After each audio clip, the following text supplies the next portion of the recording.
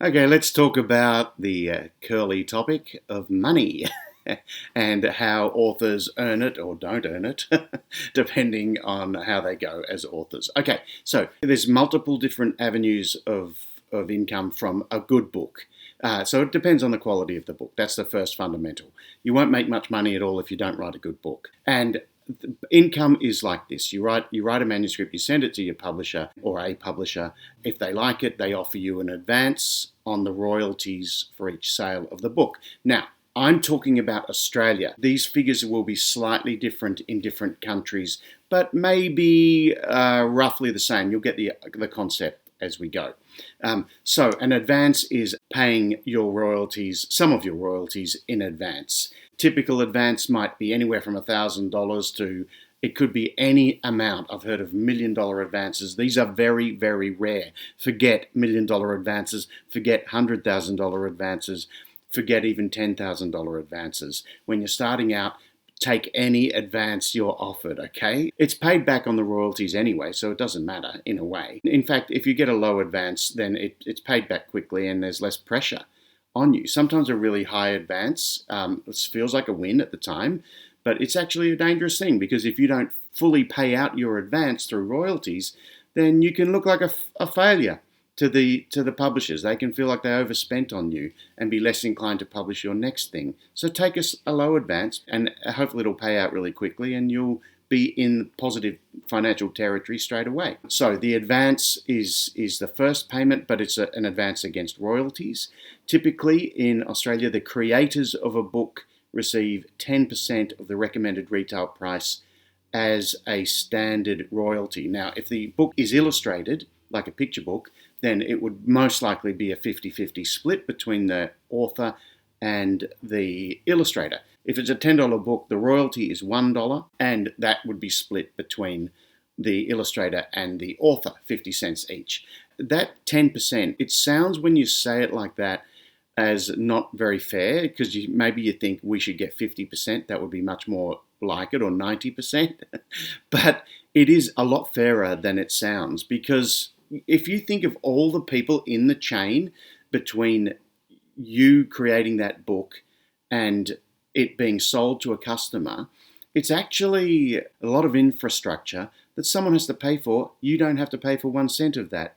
All you do is sit there writing on your computer, having a lovely time. Whereas the bookshop has to run a bookshop, staff it, electricity bills, computers, all the expenses of that. The distributor has to truck books out to different shops. Just the trucks and the warehousing and the postage, the expenses are huge. And then the publisher is also going to be running an office with expensive overheads, a lot of staff involved, a lot of editorial staff, all sorts of people involved, and the printing costs as well. So there are a lot of costs, and it's actually quite a fair deal to receive 10% of the recommended retail price of the book, even though it might sound a little bit alarmingly small when you first hear about it. A little tip, it's often possible to get a rising royalty after a certain number of sales, which might be go from 10% rising up to 12% after, say, 10,000 sales or 20,000 sales, because at that point, all the costs have been probably repaid on the creation of that book, and now there's a little more profit in each sale for the publisher, and it's just a way of taking part in the share of that profit yourself. So publishers are often very reasonable about that sort of thing, and it's just a matter of asking, and if they don't want to do that, then they probably have their reasons, and that's fine too. But it's worth asking. So that's your royalties and your advances. They're the main income from a book, and they obviously, some people make very little on both advances and royalties. Most books don't make a huge amount of money, but then there are obviously some extreme examples of people who've made literally hundreds of millions of dollars from the sales of books using that exact formula.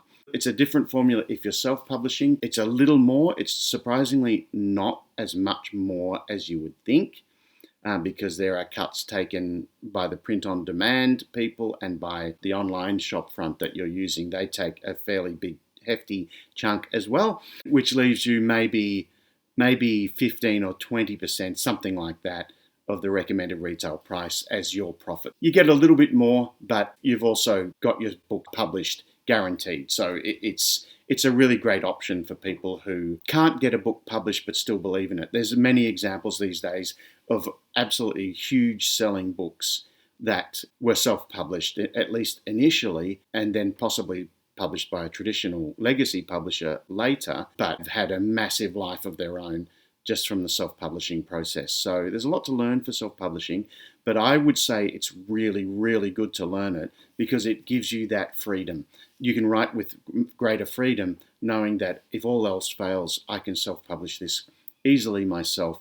But there's other streams of income for a book as well, especially children's books. In Australia, we have a thing called lending rights, which is a small fee paid to the author and the publisher and the illustrator of any books that have been kept in libraries over the last year. And these can add up to quite a lot of money. They almost outpace royalties over time. So whatever you do, if you're in Australia, make sure that you register every book for lending rights because they can add up, especially if you've got a lot of books. It can become a good little earner. The other thing that can spiral from a good book is screenwrites, and screenwrites are where a producer of television or film decides that they want to make a movie or a TV series or a TV show out of your book. They then option the book. Now, optioning the book can be where they pay you a very, very small, often nominal fee to just be able to shop that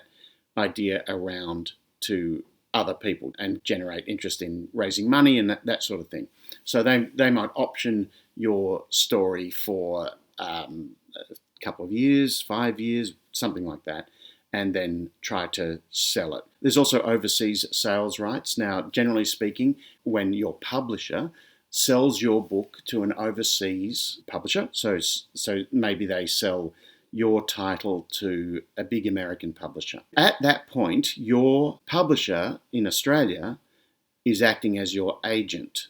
So they are selling the already editorially worked over story, the designed illustrations. They can be selling the whole package to a publisher. So they take basically a big agent's fee out of that, so which might be 25% or something like that. It varies a lot. So, but look at your contract, make sure it's reasonable. And often a publisher in Australia can sell the rights multiple times to China, America, the UK, Germany. They can sell the rights of your story many times over, and then you're getting little sources of income from all different countries. There is another source of income, and this is probably the last one I'll talk about, which is speaking engagements. For children's authors, it's very common for them to speak in schools, but there's also talking in all sorts of other settings, up to corporate kind of things, which can be very lucrative as well. For a school visit, you might earn as little as a few $100s for a 1 hour talk, but it might be more than that. But when it comes to talking at major events or corporate events or adult events or festivals, then the rates can change considerably. And for big corporate events and things like that, it can actually go up to tens of thousands of dollars if you're that good a speaker. So it's the value you bring that determines whether or not you get paid these wonderful vast sums of money, which are rare. So don't expect that, certainly initially, but maybe you can build up to that, or maybe you can have an absolute blockbuster from day one. Your book's published and suddenly you're a superstar. That would be fantastic. I hope that's what happens for you. There are other sources of income for authors, but that'll do for now.